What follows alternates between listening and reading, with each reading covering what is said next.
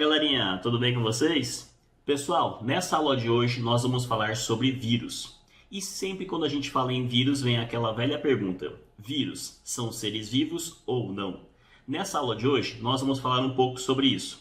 Além disso, falaremos sobre as características principais de um vírus, falaremos também sobre a classificação dos vírus e falaremos basicamente de algumas doenças virais. Então acompanhe essa aula para saber mais sobre esse assunto. Bora lá! Bom, pessoal, vamos começar a nossa aula de hoje falando sobre vírus.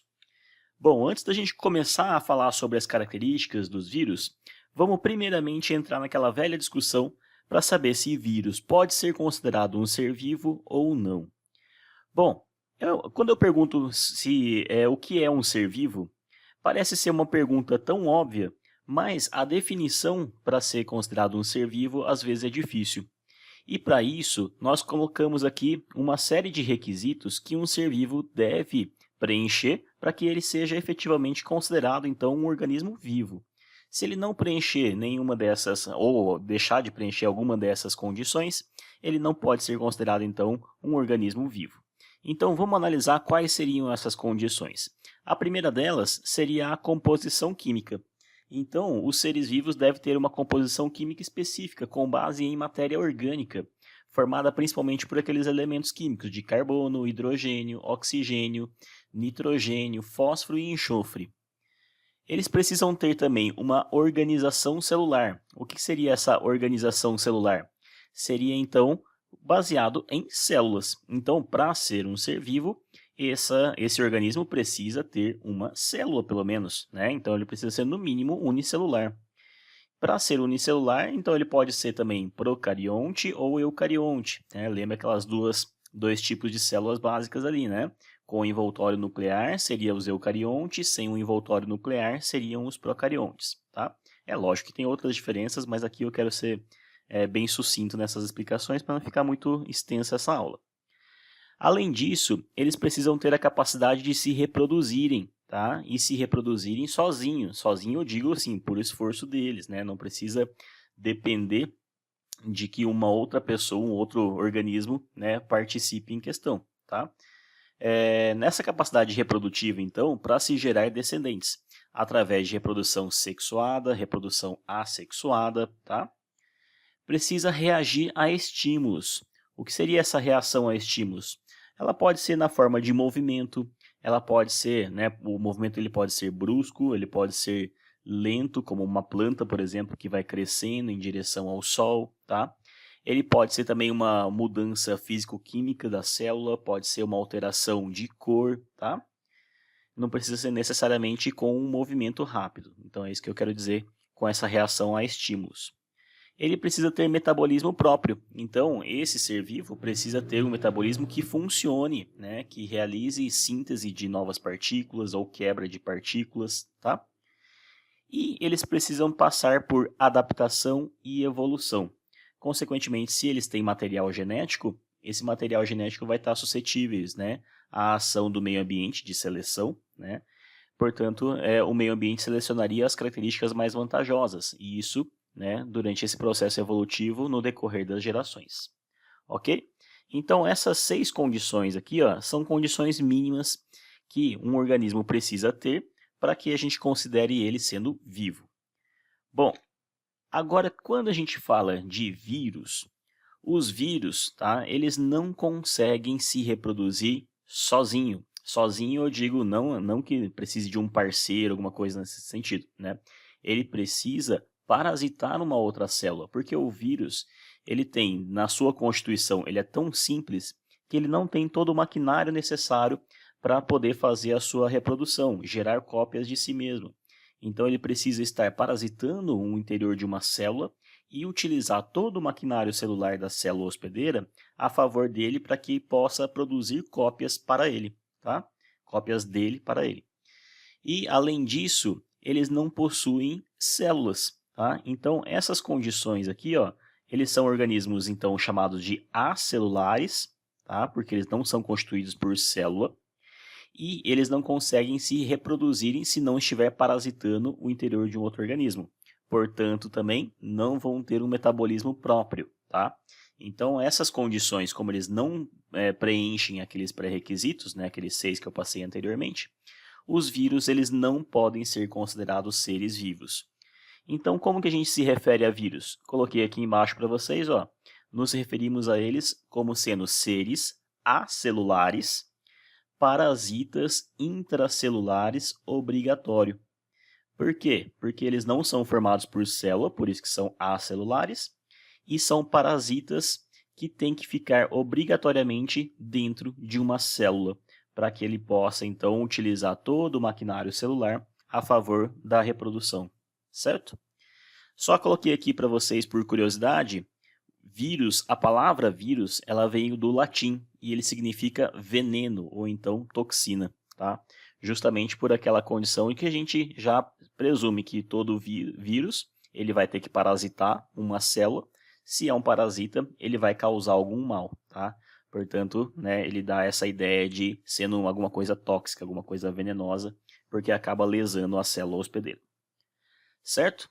Bom, continuando então, agora falando sobre o vírus em si, tá? O vírus ele possui uma estrutura muito simples, tá? Então ele é composto basicamente do quê? De uma capa proteica e de um material genético. Então, ó, começando aqui, ó, ele possui então ácidos nucleicos, que seria o material genético dele. Nós sabemos que existem dois tipos de material genético, né? Os RNAs e os DNAs. Os vírus, eles vão ter um ou outro, tá? Não vão ter os dois. Ou ele vai ter RNA ou ele vai ter DNA, tá? E para que servem esses ácidos nucleicos? Para colocar dentro ali, né, todas as informações a respeito daquele vírus, né? Então, as características desse vírus vão estar contidos nesse material genético, que são os ácidos nucleicos, tá? É esse material genético, então, que vai controlar a célula hospedeira, que vai obrigar essa célula, então, a fazer a reprodução, tá? Por ela. Cercando, né, envolvendo esses ácidos nucleicos, tem uma capa de proteína, chamada de capsídio, tá?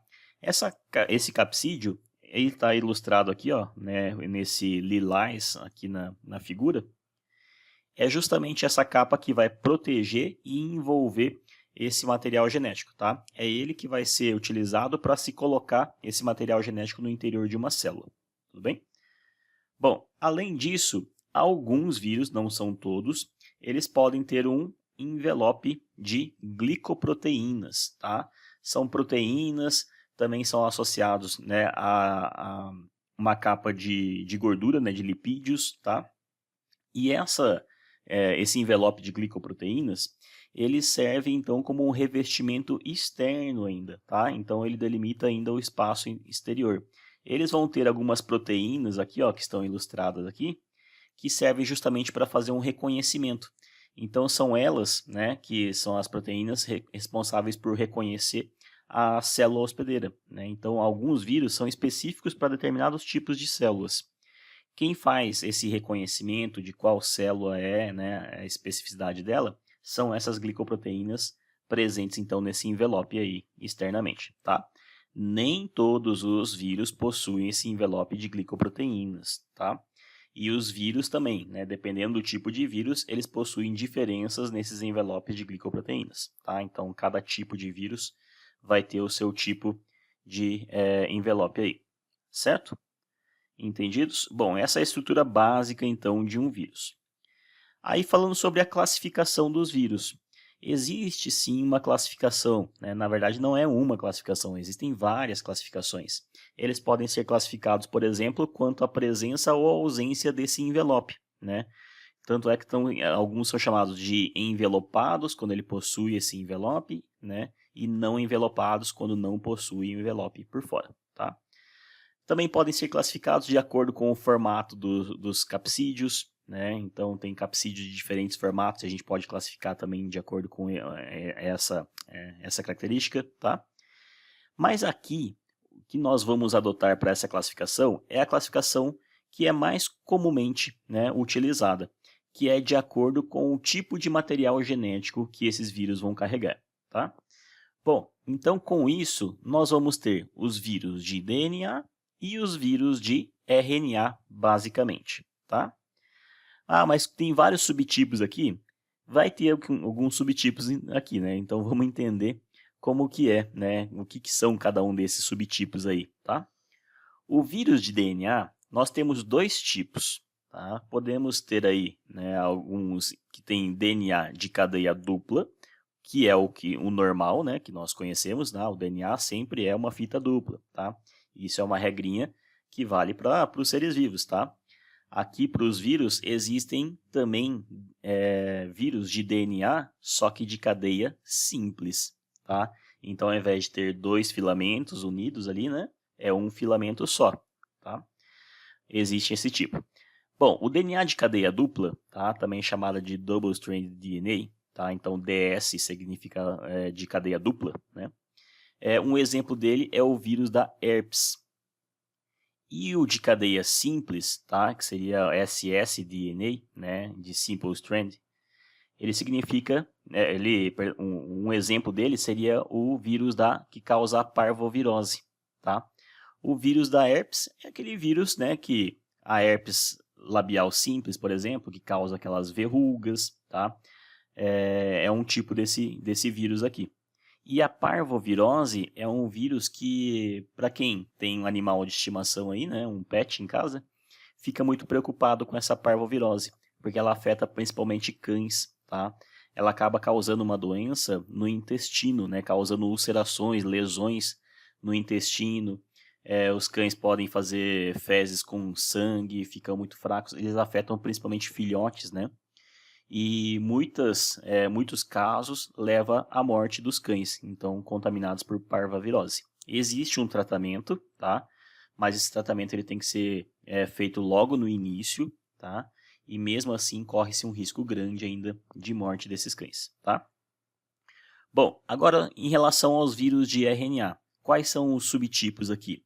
Nós temos os vírus de RNA, que são os positivos, tá? Então eles são os simples, né, de fita simples e positivos.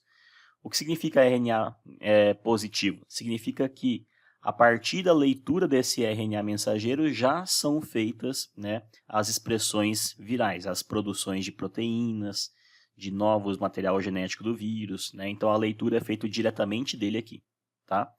Um exemplo deles são os vírus da família dos coronavírus, né? Esse que nós temos aí atualmente, o da Covid, tá? É um exemplo, né, desse grupo de RNAs positivos, tá? De cadeia simples, de sentido positivo.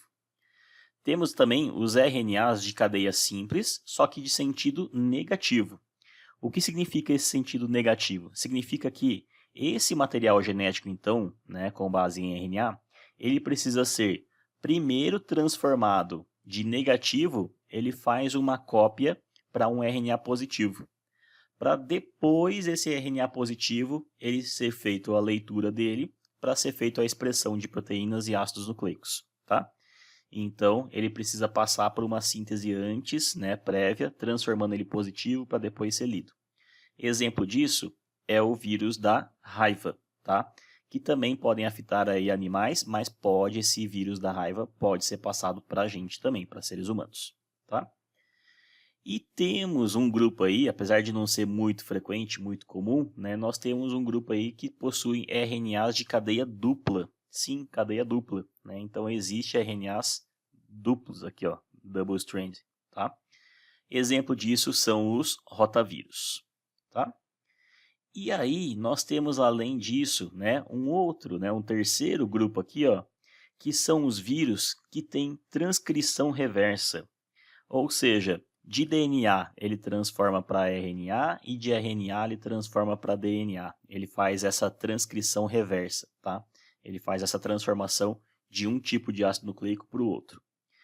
Quando ele é formado por DNA e depois ele se transcreve em RNA, então ele é um vírus de DNA de transcrição reversa, tá? Então é o Double Strand DNA RT, RT de transcriptase reversa, tá? Que é a enzima que faz essa transcrição ao contrário. Exemplo disso é o vírus da hepatite B, tá? Causador aí então de lesões no fígado, né, das pessoas. E aqui nós temos um outro tipo de vírus que é o contrário. Agora ele começa com a molécula de RNA e ele é transcrito depois em uma molécula de DNA, tá? Através também de uma transcriptase reversa. Então, é o Simple Strand e RNA, né? RT, que significa que ele é, então, produzido uma molécula de DNA a partir de um filamento simples de RNA, tá? Aqui, um exemplo dele é o vírus da AIDS, tá? Então, o vírus da AIDS é um tipo, né, desse vírus de transcrição formado a partir de uma molécula de RNA, tá? Chamado também de retrovírus, ok? Bom, essa então é a classificação mais utilizada para os vírus, tá? Basta vocês saberem, resumindo então essa classificação, que temos aí, né, tipos de vírus que possuem moléculas de DNA, tipos de vírus que possuem moléculas de RNA e alguns tipos de vírus que possuem molécula de DNA que se transforma em RNA e de RNA que se transforma em DNA, ok? Bom, continuando. Agora, partimos para o ciclo, né, de multiplicação desses vírus. Seria então a multiplicação viral, tá? Essa também pode ser uma outra forma de classificação utilizada para os vírus. Por quê? Porque nós temos dois tipos, né, de multiplicação viral. Um chamado de ciclo lítico e outro de ciclo lisogênico. Então eu falo que pode ser uma outra forma de classificar, porque temos aí, né, encontramos por aí vírus do ciclo lítico e vírus do ciclo lisogênico. Vamos entender como são esses dois ciclos aí, que, como objetivo em comum, eles tendem a fazer o quê? A multiplicação desses vírus, tá? Então são duas formas diferentes que os vírus buscam fazer a multiplicação deles, a fazer cópias virais. Começando pelo ciclo lítico, tá? O ciclo lítico, o que acontece é que o vírus ele vai inserir o material genético dele dentro de uma célula hospedeira, e aí esse material genético ele começa a controlar aquela célula hospedeira, tá? Então ele escraviza aquela célula para ele. Ele obriga aquela célula a realizar todas as sínteses de proteínas e ácidos nucleicos que o vírus precisa para fazer cópias dele, tá? Então ele obriga essa célula a trabalhar a seu favor. Então o ciclo lítico começa assim. E aí o que acontece? Depois que ele faz todas essas cópias aí virais, ele vai romper essa célula hospedeira, ele destrói ela, né? E libera todas essas cópias de vírus, então, para o meio externo, tá? Dessa célula. E aí eles estão livres para infectar outras células e recomeçar de novo esse ciclo, cada um em uma célula nova, tá? Então, esse ciclo lítico, ele termina com a destruição da célula hospedeira, tá? O exemplo que, né, na verdade, foi utilizado para esse estudo, foi utilizado o vírus do bacteriófago. Ele tem esse desenho aqui, ó, esquemático que representa ele. Parece um ETzinho, um robozinho, alguma coisa nesse sentido assim, né? Esse vírus ele tem mais ou menos esse formato mesmo, tá? Ele é chamado de bacteriófago, tá? Porque ele é um vírus que infecta uma bactéria. Então ele é um fago de bactérias, tá? Ou simplesmente chamado de fagos. Então eles infectam bactérias, utilizam essa célula bacteriana para fazer a reprodução deles, tá? E aí depois, na hora de ser liberado, eles destroem aquela célula bacteriana e libera então cópias do vírus para o meio externo, certo? Então sempre no ciclo lítico acaba com a destruição da célula hospedeira. Bom, vamos dar uma olhadinha aqui, ó, nesse desenho e nesses itens aqui ao lado, porque isso aqui mostra as fases então do ciclo lítico, tá? A primeira fase, a fase número 1, que está aqui, ó, na figura, olha só, é o bacteriófago, tá? Que ele está se fixando do lado externo de uma célula bacteriana. Essa etapa ela é chamada de fixação ou então adsorção, tá? Fixação ou adsorção, é a mesma coisa. É a primeira fase, né? A primeira etapa dessa fase. É quando o vírus ele fixa, né? Ele reconhece qual que é a célula específica que ele precisa infectar. Ele se fixa na parte externa dessa célula, tá? E aí começamos a segunda parte, tá? Qual que é a segunda fase? A segunda fase é quando ele pega o material genético que está aqui dentro, ó, tá? e ele vai injetar esse material genético no interior dessa célula hospedeira, da bactéria no caso, tá? Então, olha só, ele passou aqui e injetou esse pedacinho de ácido nucleico no interior dessa célula hospedeira. Essa fase é chamada de injeção, tá? Ou então penetração.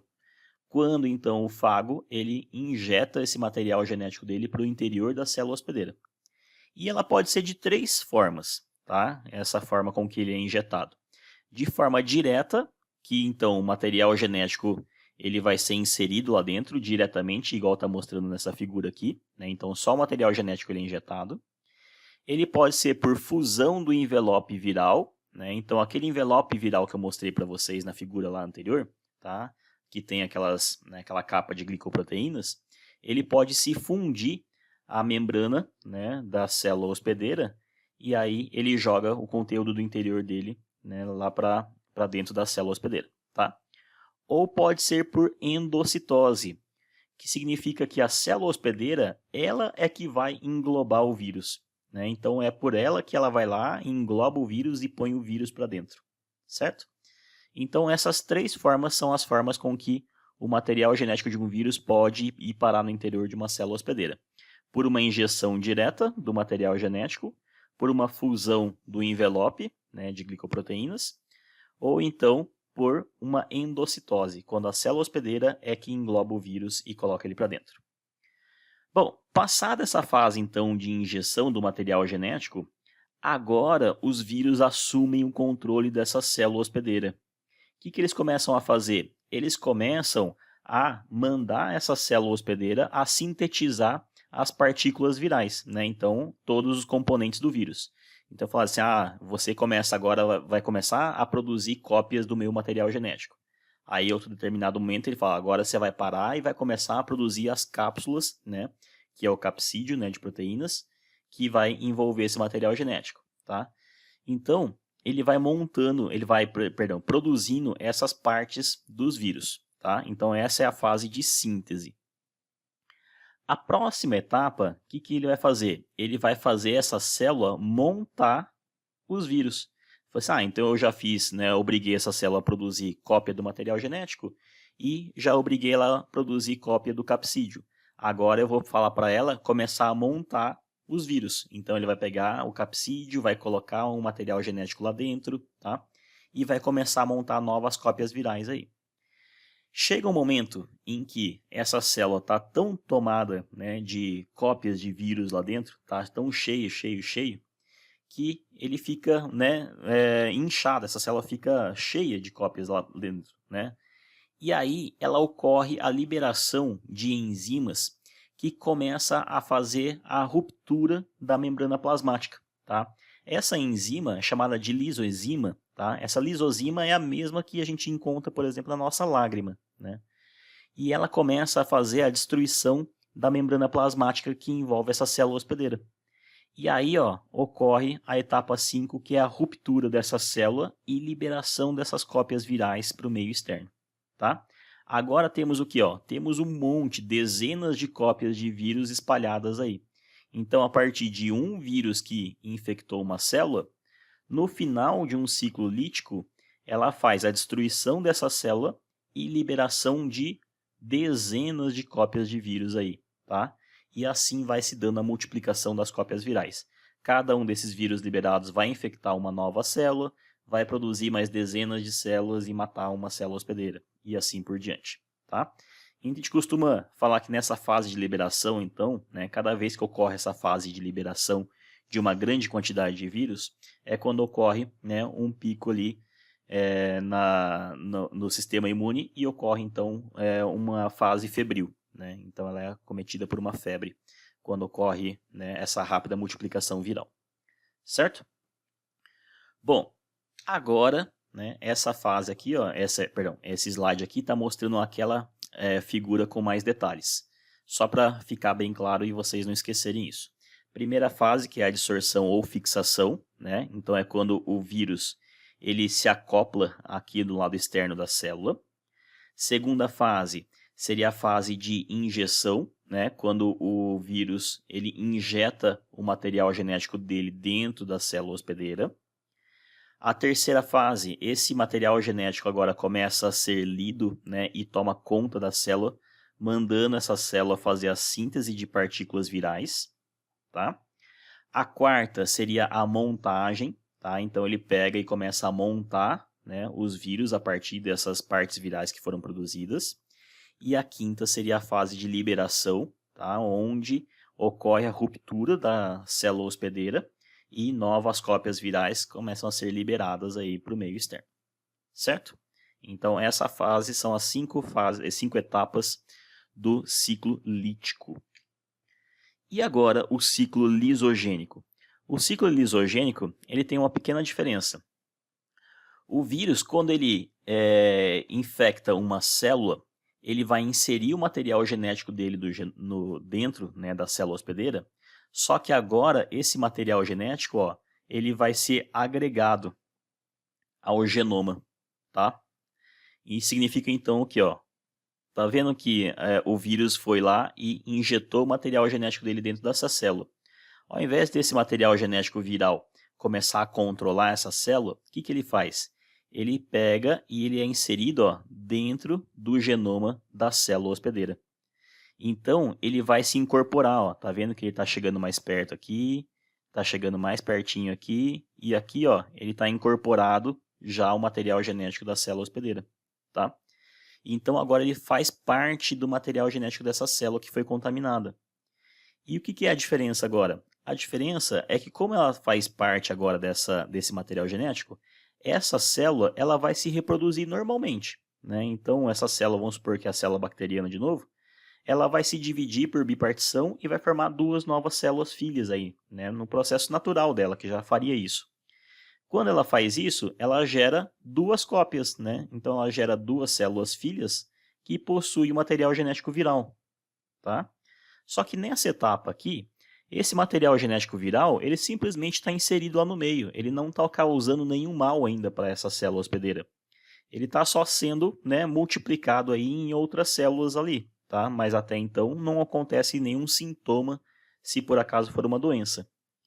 Chega um determinado momento em que ocorre o quê? Esse material genético agora, ele se torna ativo.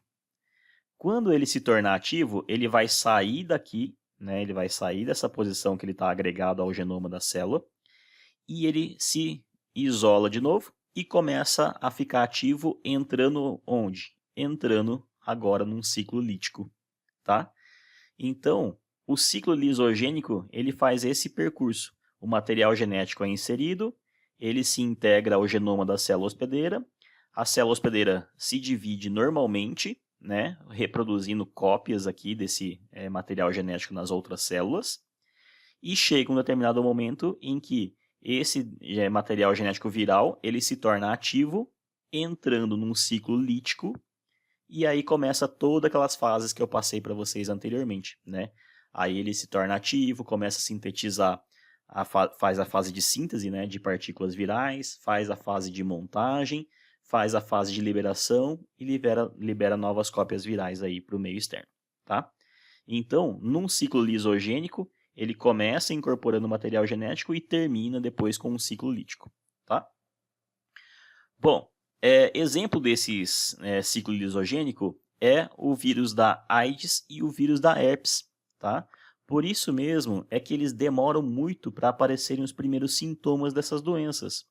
Por quê? Porque esse material genético ele fica incorporado ao interior das nossas células, até que chega um determinado momento, né, em que ele começa a se tornar expresso e aí começam a surgir depois os sintomas, tá? Então ele fica latente ainda no interior das células durante um bom tempo, até que ele entra na fase do ciclo lítico e começa a manifestar os sintomas.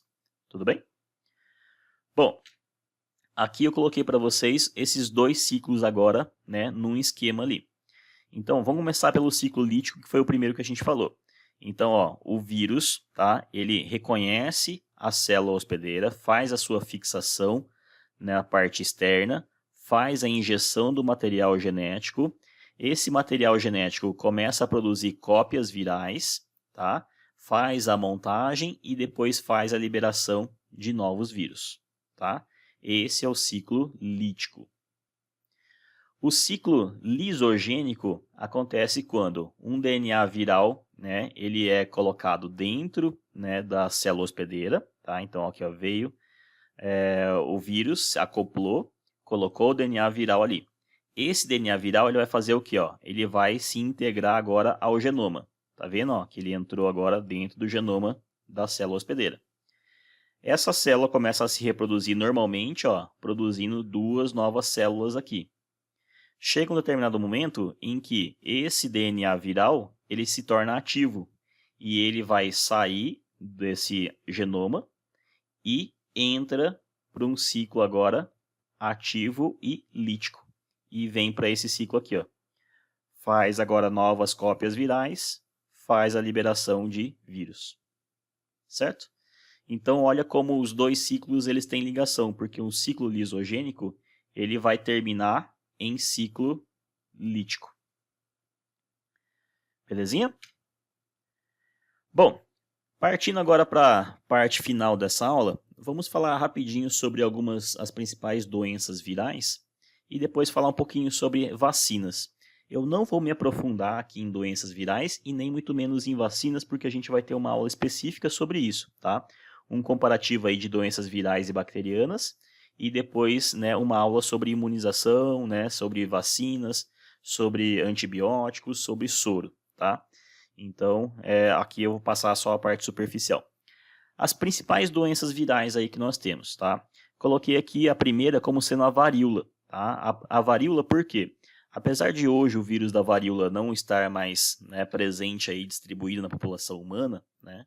Praticamente foi erradicado esse vírus da varíola, ele foi o primeiro vírus que serviu como estudo para o desenvolvimento da primeira vacina, tá? Então a primeira vacina que foi produzida pelo Edward Jenner, né, ele foi para a varíola, que era aquela, né, causava aquelas feridas na pele, que começou com as vacas, né, e depois passava para os humanos, tá?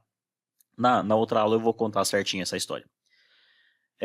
Seguindo, nós temos aqui ó, o vírus da catapora, tá? Catapora que é muito conhecido aí, principalmente por crianças, né? Porque afeta principalmente nas fases aí nos primeiros anos de vida das crianças, tá?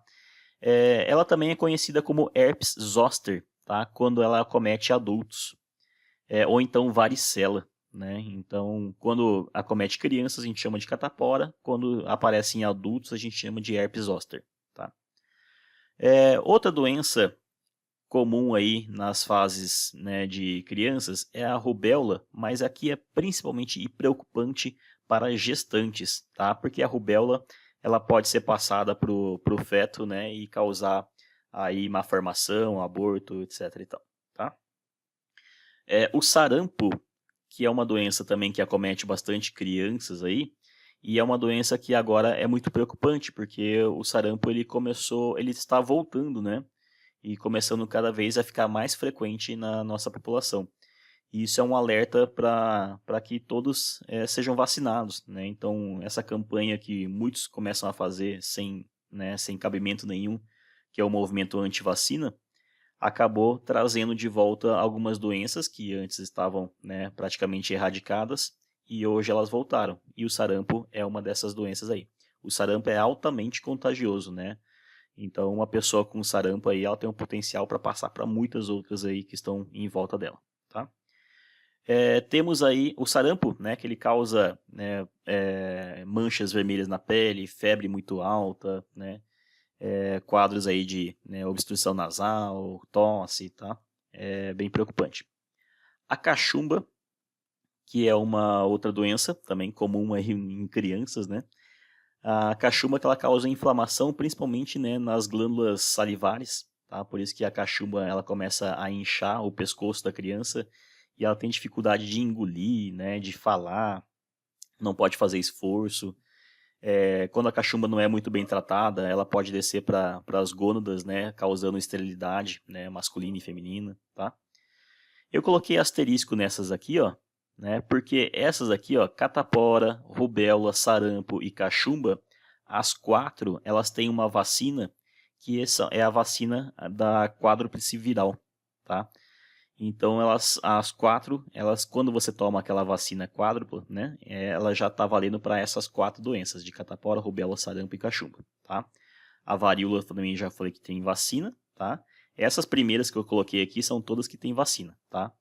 A poliomielite, né, também tem vacina, e a vacina é bem comum aqui, né, talvez é uma das mais conhecidas por nós, né, que é a do Zé Gotinha, né?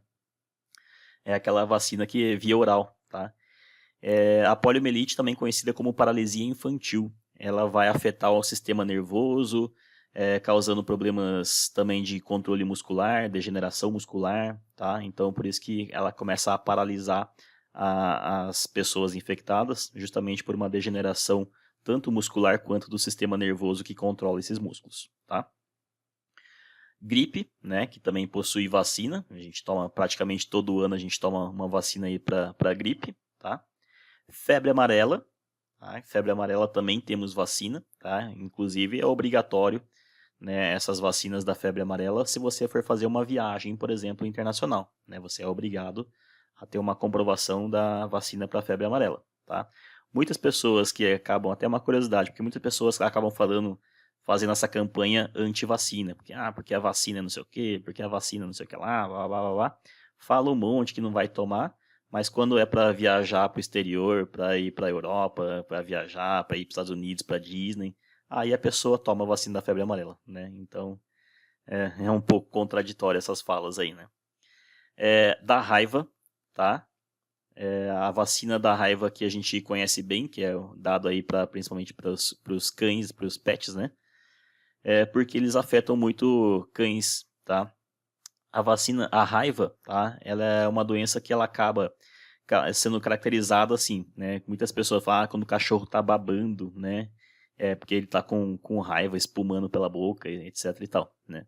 Isso porque esse vírus, ele afeta a musculatura, né? Que faz com que a gente consiga engolir, principalmente líquidos. Então a gente não consegue fazer esse movimento de engolir. E aí o que? Se ele não consegue engolir nem a saliva dele, então é lógico que essa saliva fica escorrendo e fica babando, tá? Em nós, seres humanos, ela também causa esse sintoma, tá? Então a gente não consegue nem, por exemplo, beber água, né? Por isso que a gente também chamam de hidrofobia, né? Que fala, não é que tem medo de água, na verdade a pessoa não consegue engolir, tá? Porque ela afeta esse ponto aí também, essa movimentação da musculatura, tá? Ela também está associada à febre muito alta, a dores musculares, tá? A irritabilidade, por isso que raiva, né? Que a pessoa fica irritada. Outro vírus aqui é o vírus da hepatite, tá? Então, aqui, ó, nessa fileira, acabam, né, os exemplos de vírus que nós possuímos vacina. A hepatite é a última que eu coloquei aqui. Esse vírus da hepatite é o vírus que ataca principalmente o fígado das pessoas, né, causando lesões no fígado. Existem vários tipos de hepatite, a A, a B, a C, a D, a E, tá? No Brasil é mais comum a B e C, certo? A vacina que a gente possui é para hepatite B, tá? A hepatite A é a mais tranquila de todas, tá? A B seria uma intermediária, a C seria uma forma grave, tá? A D ocorre bem pouco no Brasil, é mais principalmente na região norte do Brasil, tá? E a E não ocorre aqui no Brasil, né? E ela é bem pouco frequente no mundo, né? Somente em alguns pontos no mundo aí que ocorre essa hepatite E, tá?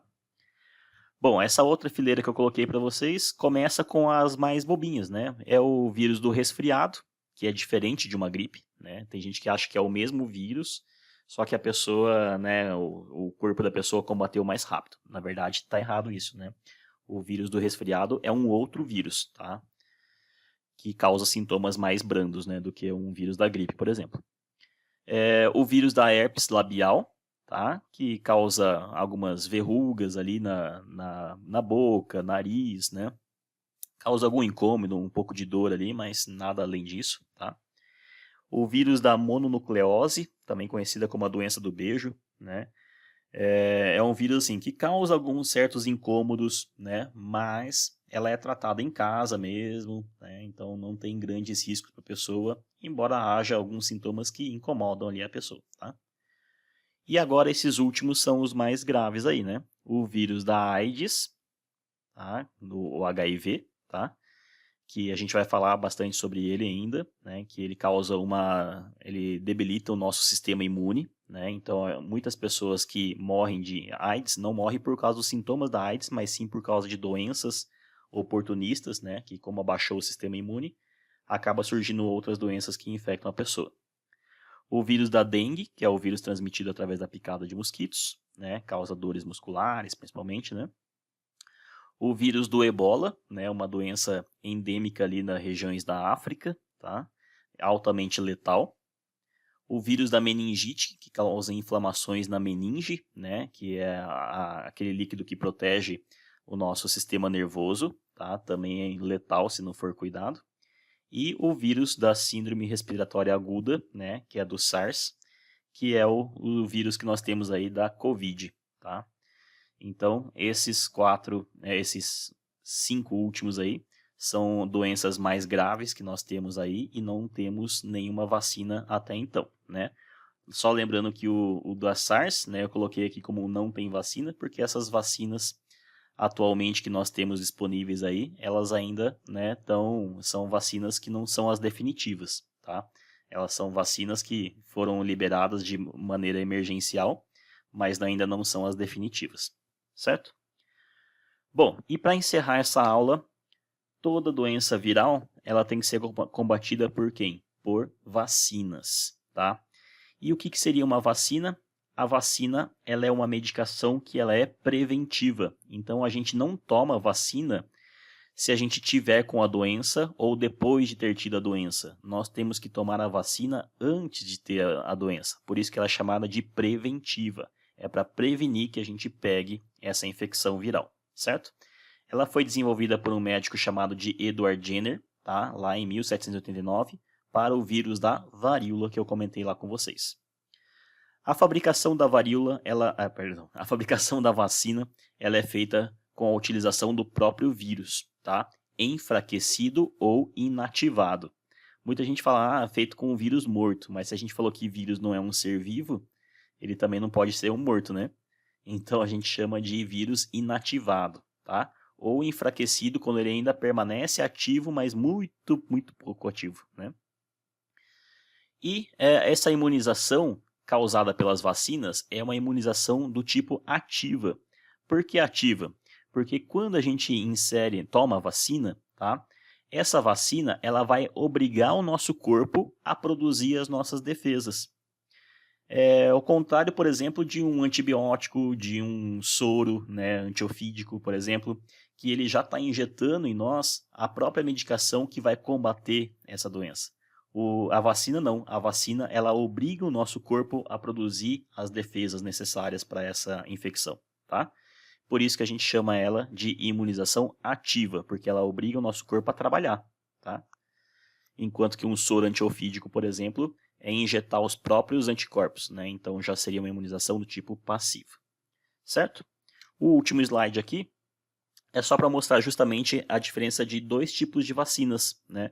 As vacinas feitas com o vírus enfraquecido, chamado de vacinas atenuadas, e com aquelas feitas com o vírus, que a gente fala de vírus morto, né? Mas o correto é chamar de vacina inativada, tá?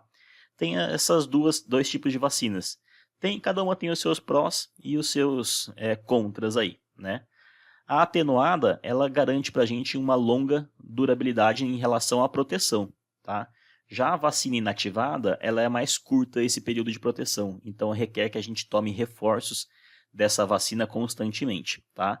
Já a vacina atenuada é aquela vacina que a gente toma uma vez só e já está valendo pro resto da vida, ou reforço depois de 10, 15 anos, tá? A atenuada, ela também nos dá uma imunidade melhor, tá? Ela dá uma imunidade tanto celular, tá? Que produz células de defesa para o nosso corpo, quanto a imunidade humoral, tá? Humoral seria através de anticorpos. Enquanto que a vacina inativada, ela garante apenas a imunização do tipo humoral, através de anticorpos, tá? Então a atenuada é melhor. Aí muita gente fala assim, mas por que então a gente não toma toda a atenuada? Porque vai fazer inativada se ela só tem vantagem? Não, ela tem desvantagem também, tá? Uma das desvantagens dessas vacinas aqui é que elas podem ter um efeito colateral maior, tá? Então, do que a vacina ativada. A vacina inativada, ela praticamente não gera nenhum efeito colateral aí, nenhum efeito reverso, né? A vacina atenuada, ela tem um período de negativo, né, que é mais curto. O que é esse período negativo? É o período em que o nosso organismo começa a produzir as defesas, tá? Então ele é mais curto. Ou seja, o efeito da vacina atenuada é mais rápido, né? Ela começa a dar imunidade no nosso corpo muito mais rápido do que a vacina inativada, que tem um longo período de negativo, tá? Aqui, como eu falei, então contém vírus enfraquecido na atenuada, né? E aqui é vírus morto, mas lembra que morto significa inativado, tá? E aqui, ó, uma baixa chance de reação anafilática, né? E aqui é a chance mais alta de reação anafilática, tá? Seria essa reação aos componentes da vacina, tá? As semelhanças entre elas é que ambas, né, são efetivas para despertar a imunidade humoral, tá? Ambas precisam de uma segunda dose. Segunda dose não é reforço que eu estou falando de depois de 15 anos, igual eu falei, que eu citei o exemplo. É a segunda dose logo depois, né? Você aplica uma, passa um tempinho, já aplica outra para te garantir a imunidade, né? E as duas vacinas, elas são seguras, tá? Então elas são testadas e elas são seguras, tá? Aqui tá, ambas são seguras para vacas prenhes, né? Então, mas é porque, lembrando que é negócio da vacina, né? Derivado ali do vírus da varíola que veio das vacas, tá? Então elas são testadas assim, mas, né, elas são, o que eu queria dizer com isso é que elas são seguras, tá? Certo, minha gente? Bom, essa foi a nossa aula de vírus. Lembrando para vocês que nós vamos fazer uma outra aula específica sobre doenças virais e sobre imunização, né? Que nós vamos incluir aí também soro antiofídico, né? Falar também sobre antibióticos, né? Então outras formas de imunização. Certo, gente? Deixo aqui esse pequeno quadrinho para servir de reflexão para vocês, né? Que para deixar sempre enfatizado que a educação nunca é demais, né? A gente sempre tem que batalhar pelo processo educacional. Galerinha, espero que tenham entendido. Fiquem todos com Deus e até a próxima aula.